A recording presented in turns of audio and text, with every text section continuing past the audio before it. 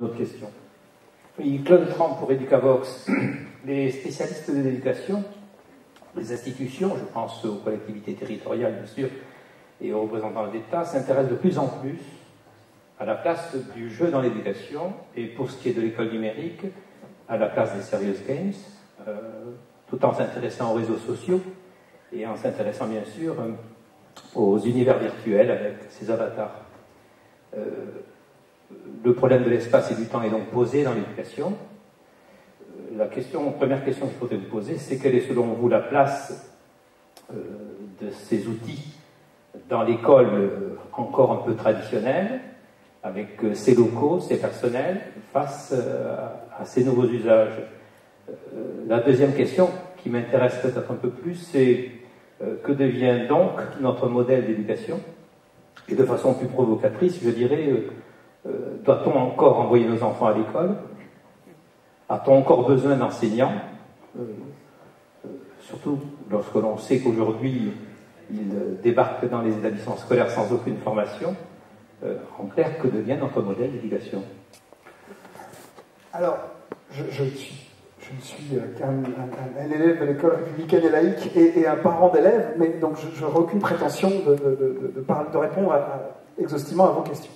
Pour autant, est-ce que la place de ces nouveaux médias et de ces pratiques est à l'école? Oui, si on considère que la place de l'école est au cœur de la société. Donc la réponse, elle est très claire. Est-ce que la place des repères est importante dans ces pratiques et dans ces diversités et de ce foisonnement d'opportunités, de services qui existent sur un mobile, dans le web? Plus que jamais.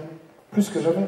On a besoin de maîtres, on a besoin de valeurs, on a besoin de référents, on a besoin de sachants. Est-ce que c'est un nouvel espace pour transmettre le savoir, mais pleinement? Plus que jamais. Ça aiguise un appétit de recherche, un appétit de découverte. Est-ce que cet appétit, il prospère naturellement? Non, pas assez. Est-ce qu'on a besoin d'enseignants pour l'encourager, pour aider, pour guider, pour structurer? Oui. Est-ce que ça se fera sur la peur des enseignants? Non. Ça se fera sur la confiance, ça se fera sur certainement leur capacité à être formés et leur capacité à s'approprier ces outils. Maintenant, encore une fois, le jeu vidéo est le produit de son temps. S'il prospère, j'en ai parlé un petit peu au début de nos échanges avec Thierry, c'est qu'il prospère sur l'ère de la question qui nous marque plutôt que l'ère de la réponse. Donc quand il fallait être à un niveau d'études, passer l'agrégation pour être prof, il est vrai qu'aujourd'hui, je pense que vous serez d'accord avec moi, qu'une capacité à traiter les problèmes de la vie d'à côté, des parents, de la démission de certains parents, de la place de ce qu'est la société, le vivre ensemble, ça devient plus l'affaire des enseignants, bien ou mal, hein, mais en tout cas c'est une réalité, et que de ce point de vue, on a besoin d'avoir des enseignants qui font peut-être plus que ce qu'ils ont peut-être eu à faire, au-delà du savoir lui-même.